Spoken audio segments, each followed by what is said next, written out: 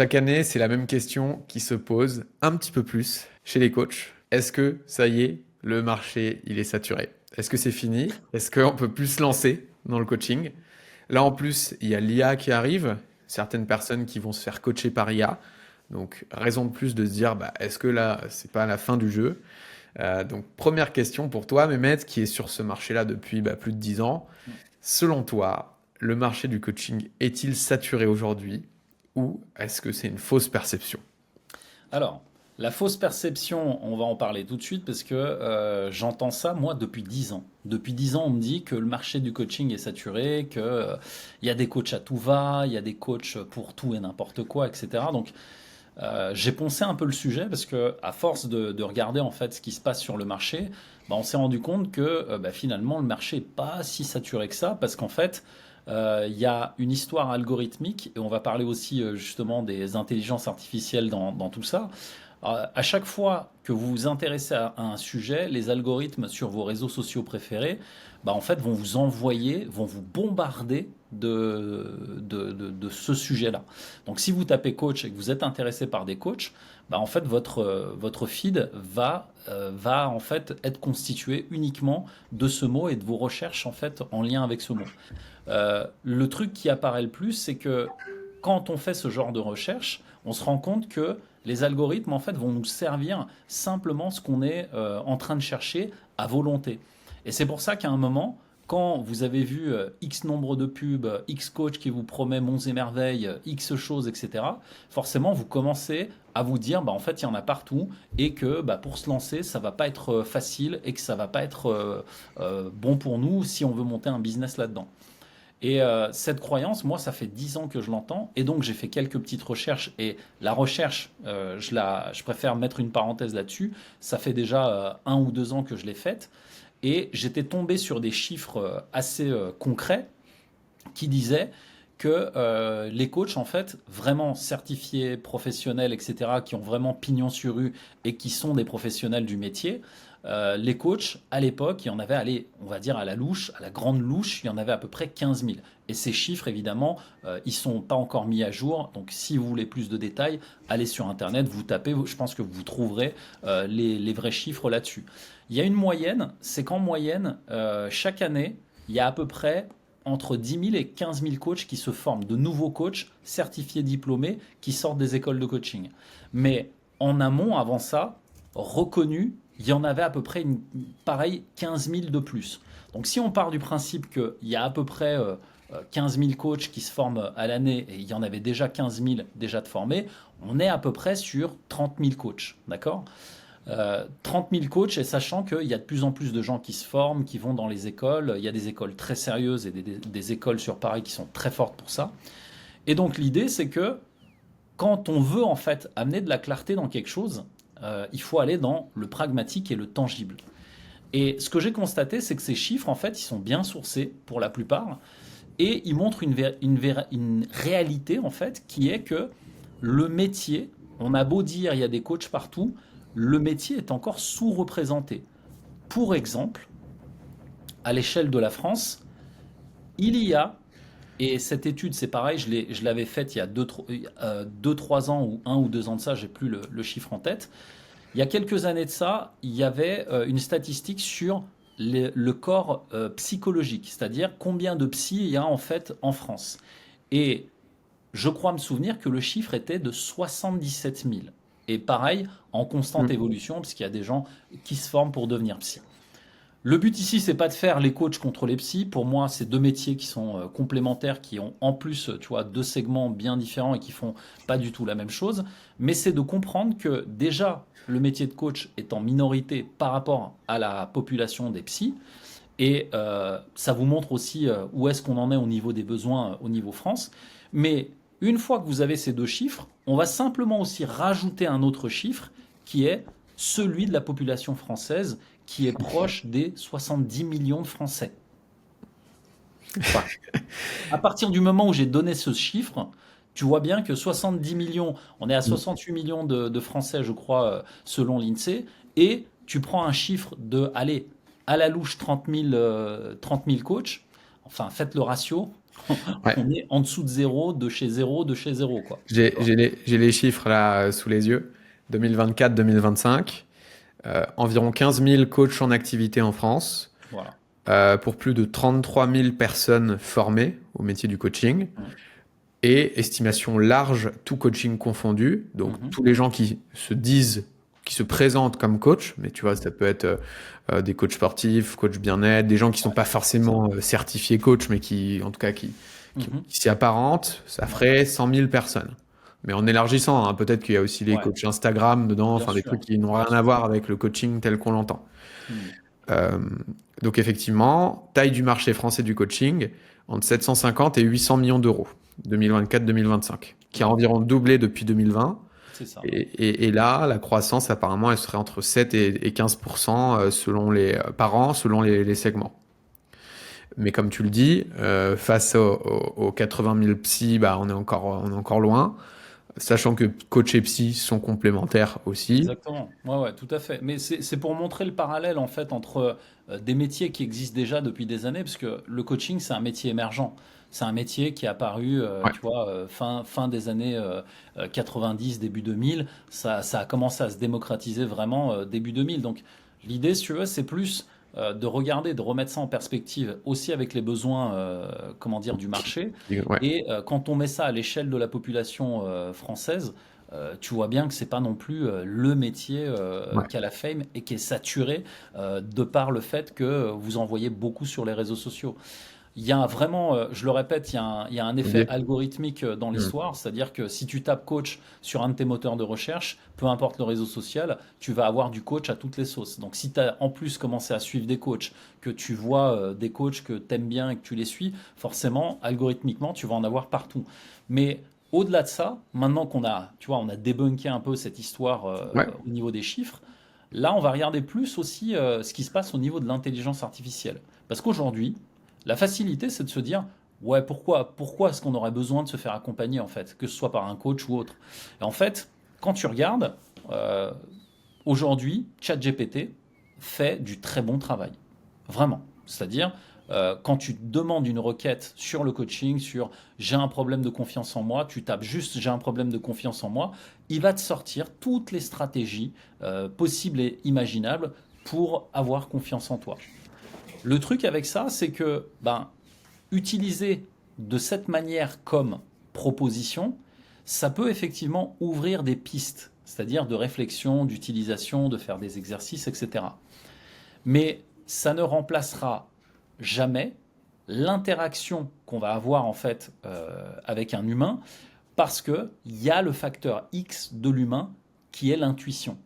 Et ça, aujourd'hui, ben, les ordinateurs les plus puissants de la planète n'ont pas encore ce niveau d'intuition.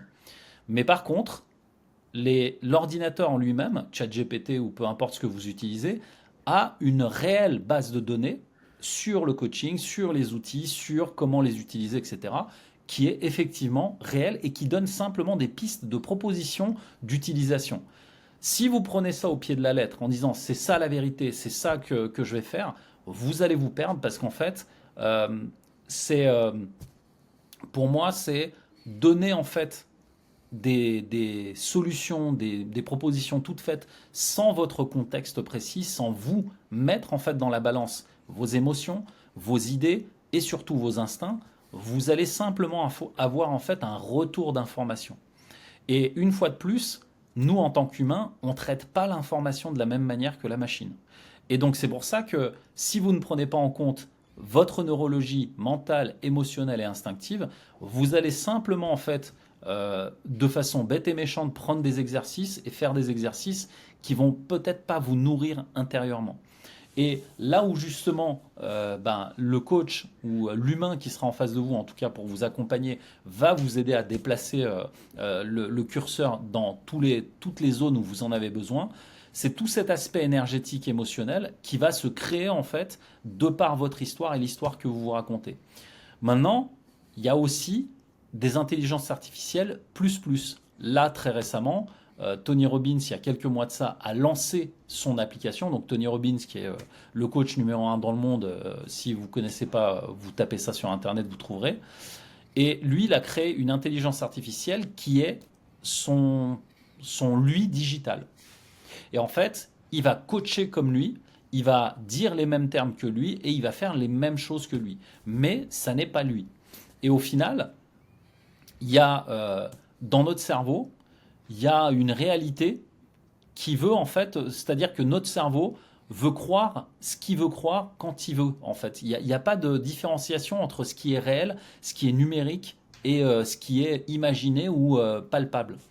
Et en fait, à partir du moment où on a compris ça, et donc les personnes comme Tony Robbins qui a fait de grosses études scientifiques là-dessus pour pouvoir mettre cet avatar de lui digital en place, il a en fait repoussé les limites en allant justement sur ce terrain-là, en amenant en fait sa méthodologie dans l'intelligence artificielle. Et même avec ça, puisque ça je suis pas encore allé le tester, même avec ça, je suis pas sûr qu'on aura le niveau de connexion qu'on peut avoir avec un réel humain. Pour la simple et bonne raison que notre cerveau, même si il fait pas la différence entre ce qui est vrai de ce qui ne l'est pas, il y a toujours une part de nous qui va dire oui, mais c'est une IA. Et ce truc-là, c'est ce qui va nous ramener en fait à notre conscience pure et cette conscience qui va nous faire travailler en interne en nous disant est-ce que j'ai envie de croire à ça ou pas. Et évidemment, en fonction de votre état émotionnel, de comment vous vous trouvez à ce moment-là, si c'est la vérité à laquelle vous voulez croire, votre cerveau vous y fera croire. Je m'appuie là-dessus sur un biais cognitif qui est le biais de l'omission sélective, car tout simplement, on va faire un exercice très simple, tu vas comprendre de quoi il s'agit. Ça, c'est un exercice que tout le monde connaît normalement. Je vais te demander en quelques secondes de regarder autour de toi dans la pièce, tu vois, de regarder autour de toi, là où tu es, d'accord, et de compter le nombre d'objets verts qu'il y a dans la pièce. Vas-y, regarde autour de toi, le nombre d'objets verts. Ok? Yes. Ok. Maintenant, écoute-moi bien. Je veux que tu me donnes le nombre d'objets blancs qu'il y a dans la pièce. Aucune idée. Tu vois? Et notre cerveau, en fait, il fait cette omission sélective parce qu'à partir du moment où il a porté son attention quelque part, il va retenir que ce sur quoi il porte son attention. Et en fait, si vous partez du principe que vous voulez croire à l'intelligence artificielle, votre cerveau va trouver par omission sélective tous les arguments pour y croire. Et c'est souvent là-dessus qu'est basé justement l'algorithme, tous les algorithmes que vous avez en fait sur les réseaux sociaux. C'est sur le principe de cette attention sélective que vous avez en vous qu'on va diriger en fait sur quelque chose qui a de l'importance pour vous. Et c'est pour ça que quand vous tapez coach, vous aurez que des coachs. Et quand vous allez parler à une intelligence artificielle pour vous faire coacher, vous allez vous convaincre vous-même que c'est la bonne chose à faire. Et c'est pour ça que vous allez chercher des preuves, vous allez tester l'intelligence artificielle de Tony Robbins en disant non mais ça marche, hein, moi je l'ai testé, ah ouais c'est puissant, et vous allez trouver tous les arguments qui vont aller là-dessus en fait. C'est pour ça qu'en PNL on dit souvent, si tu penses que tu vas réussir, tu as raison, si tu penses que tu ne vas pas réussir, tu as raison aussi. Pour la simple et bonne raison que votre cerveau trouvera toutes les stratégies pour le faire. Et donc c'est à vous de déterminer aussi à quel point vous faites confiance à une machine qui a été créée par des humains, puisque, je vous le rappelle, en tant qu'humain, on cherche toujours cette espèce de perfection, et comme l'humain n'est pas parfait, et il faudrait redéfinir en plus que c'est parfait, bah dites-vous bien que le taux d'erreur est aussi humain dans la machine que l'humain lui-même. Et je pense qu'à partir du moment où j'ai dit ça, je pense que j'ai tout dit. Donc pour toi, à quel endroit l'IA va remplacer le coach et à quel endroit elle ne le remplacera jamais? Je pense que sur l'aspect émotionnel, le seul moyen de remplacer l'humain, ce serait sur l'aspect émotionnel qu'on arrive nous à créer, l'alchimie qu'on arrive à créer entre nous, entre humains.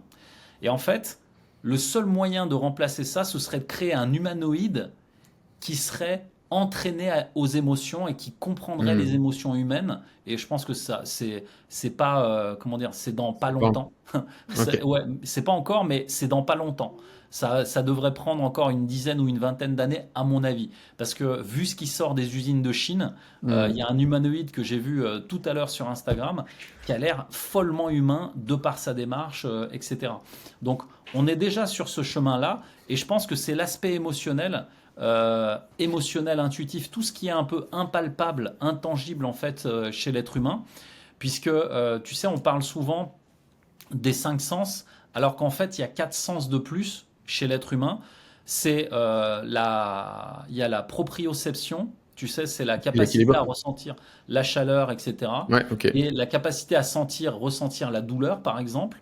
La capacité à donner en fait un avis émotionnel aussi sur quelque chose. Enfin, il y en a quatre de plus. Il faut que j'aille me documenter là-dessus parce que ça fait 2 fois que j'arrive pas à le sortir en fait dans les interviews. Il faut que j'aille me documenter là-dessus. Mais en tout cas, il y en a quatre de plus. Et je pense que sur cet aspect-là, la machine aura du mal à répliquer ça parce que là, pour le coup, c'est vraiment la machine du corps humain qui arrive à utiliser en fait ces choses-là. Donc, de cet aspect-là, comme on est très connecté émotionnellement, tout cet aspect émotionnel et proprioceptif qu'on a en nous, la machine, je pense que avant qu'elle commence à aller à ce niveau-là, il y a encore un peu de chemin. Mais par contre, dans la compréhension mentale, émotionnelle, instinctive, la machine, si elle est bien programmée, elle peut aller à ce niveau de compréhension. Mais elle n'a même pas besoin d'aller à ce niveau-là, elle a simplement besoin d'avoir un programme d'entraînement. Et ça, il y a déjà des gens qui bossent dessus, je le sais, de par les études que j'ai lues. Je ne sais plus si c'est Facebook ou c'était Meta ou quelqu'un d'autre. Mais en tout cas, ils travaillent sur une espèce d'intelligence qui travaille, tu sais, par itération. C'est-à-dire qu'au contact des humains, la machine devient plus intelligente. Et ça, c'est la prochaine étape, puisqu'en fait, comment dire, le coach, on va dire, digital, s'il a cette intelligence, il va comprendre qu'à force de coacher, à force de poser des questions et de voir les réactions, il va comprendre en fait comment le mécanisme humain s'enclenche, ce qui est déjà le cas avec ChatGPT parce qu'on l'a nourri, on a été des millions à nourrir ChatGPT. C'est ce qui va arriver en fait quand on aura des robots machines qui seront effectivement physiquement en face de nous. Là, je pense qu'on aura vraiment passé ce gap-là. Mais cet aspect émotionnel, je pense qu'on a encore un petit peu de temps avant d'y Ouais. arriver. Ok, donc chaque année, on dit que le marché du coaching est saturé. Chaque année, en fait, il fait que grandir. Et en tout cas, en fin 2025, c'est toujours pas saturé d'après les chiffres. Ouais, Donc c'est sans doute peut-être plus une histoire qui peut se raconter ou qu'on se raconte, mais c'est pas forcément le cas. À l'avenir, ce sujet IA à garder en ligne de mire, avec des IA qui seront de plus en plus performantes pour coacher, de plus en plus humaines. C'est pas encore le cas, hein, mais à surveiller dans les 10 prochaines années, 20 prochaines années. c'est ça. Mais par contre, la machine peut continuer à servir en termes de proposition. Comme j'avais dit, Ouais. ça peut devenir un outil dont on se sert pour mieux coacher aussi. Ça peut aussi être un outil au service du Ouais, coach c'est et ça. pas son remplaçant. Mm, c'est ça. Ce sera le mot de la fin pour aujourd'hui. Et nous, on se dit à bientôt pour une prochaine vidéo. Ciao!